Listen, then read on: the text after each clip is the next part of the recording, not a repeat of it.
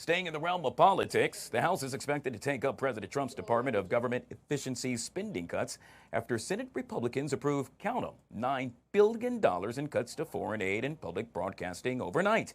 Meanwhile, Democrats, well, they are far more energized than Republicans for the next year's midterms, with 72% of Democrats and Democratic-aligned registered voters saying they are extremely motivated.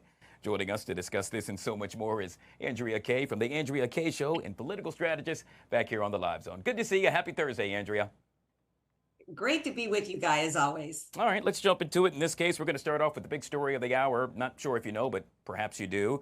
We're talking about the Attorney General. Pam Bondi makes a highly anticipated visit to, dare I say, Alcatraz, once home of Al Capone. Now, it's speculated that while there, she's going to make an announcement that, well, it perhaps will reopen. The president has said in the past that he wouldn't mind reopening it. Your thoughts on this actually coming to fruition?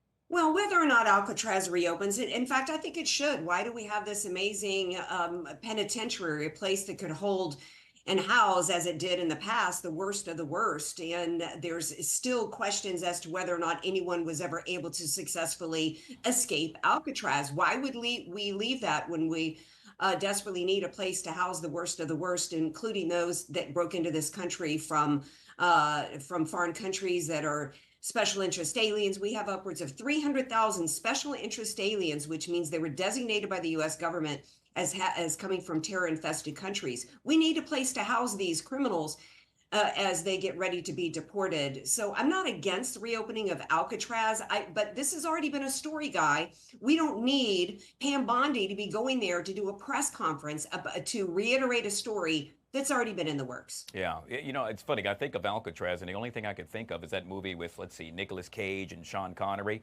where they actually break into Alcatraz. It's a great movie. By the way, you should check it out. What we do know is perhaps, as the president stated, and very well may be true, no one, to our knowledge, has ever escaped from Alcatraz. So it's reassuring, if you will, when it comes to incarcerating the bad guys and bad gals. Hey, speaking of Alcatraz, many are really questioning the timing of all of this, Andrea, and that's because, well, they're saying that the Trump administration is really trying to divert attention, if you will, away from Jeffrey Epstein. I gotta ask, why is this administration so reluctant to address this issue? Well, they've been addressing the issue. They've just been doing a really bad job of it, Guy. And if they had a decent, I don't know who's advising from a crisis management standpoint, but they need to get her away from TV cameras. This is only continuing to exacerbate the frustration that many people have in MAGA for the fact that she went in front of cameras and did hit after hit after hit after hit, promising to release the flight logs. I have flight logs. I have names. I'm going to be releasing it. She embarrassed these high-level influencers with her binder stunt with phase one on the cover, most transparent administration. And then we all know that then they came back. Now they're claiming it's a hoax. Look, if he wants to continue to prop up Pam Bondi, keep her as Attorney General, the only thing that he can do at this point to salvage his credibility and hers is to have her go back to her desk, stop doing any kind of media, and do her job as Attorney General. Her job is not to head up the Federal Bureau of Prisons. Yeah, Andrea, I'm curious, on your radio show, are folks really talking about this? Is it something that perhaps is really bothering your listeners? Yeah, absolutely. And the reason is because it's bigger than Jeffrey Epstein. The reason and which is why this was continuing to be something that was talked about by Kash Patel in his book, Government Gangstas. He came on my show and talked about it. In the lead up to him being named as FBI director, this came up in hearings. Dan Bongino talked about it on his show. You know, this, and he put these people in place that have been talking about this cover up and the need for the truth to come out, just along the lines of JFK and along the lines of MLK. The American people and the MAGA people see this as bigger than Jeffrey Epstein. They see this, what the issue is here is they see it as an issue of lack of transparency on the part of the U.S. government, which was supposed to be solved by President Trump.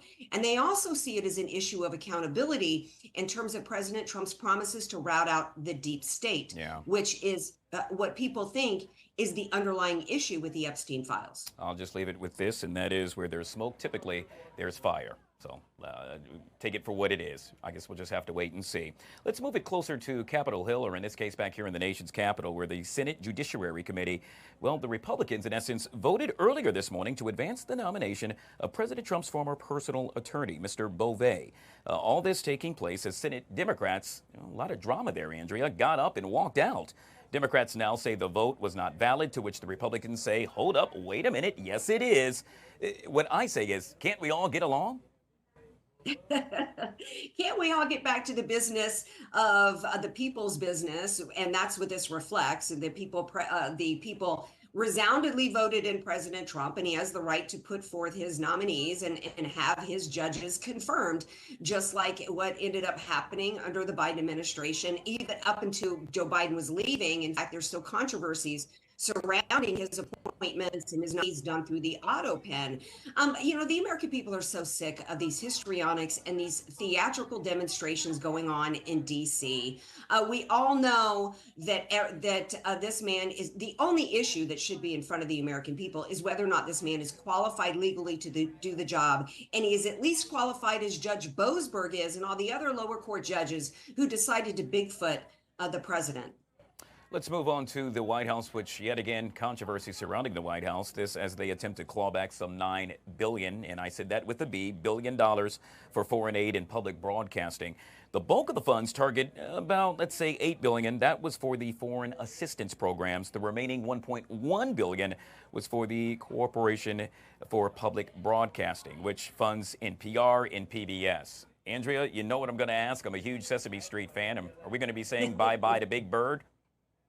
Well, not necessarily. I think Big Bird should have the opportunity to compete with the rest of the content out there for private funds and for investments. There's certainly got to be people out there with large bank accounts that care enough about Big Bird to pay for it, not the taxpayers. And the issue is not about Big Bird. I think that we know, thanks to the hearings that took place, that NPR and PBS are nothing but propagandist machines for the Democrat Party, and the taxpayers shouldn't be paying for that.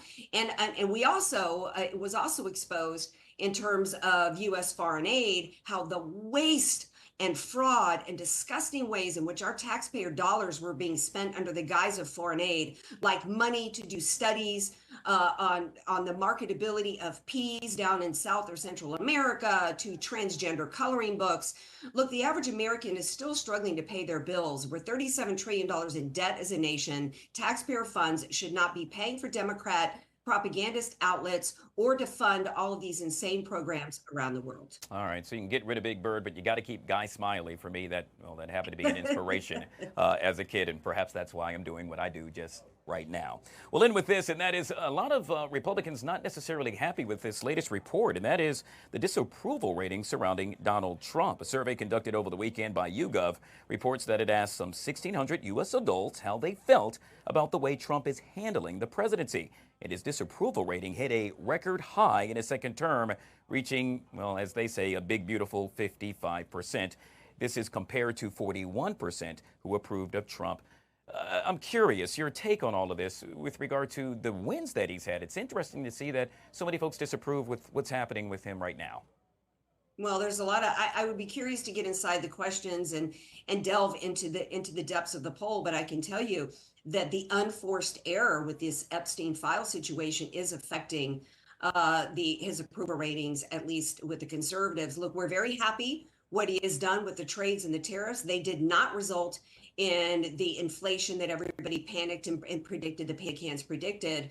Instead, we've got $7 trillion of new investments coming back into the United States. He's secured the border in a way that even Republicans said could never be done. But one of his promises was to rout out the deep state and to hold accountable elected officials who had committed crimes against the American people. There have been criminal referrals sent to the Department of Justice that have not resulted in prosecutions. And that is a key aspect that MAGA voted for.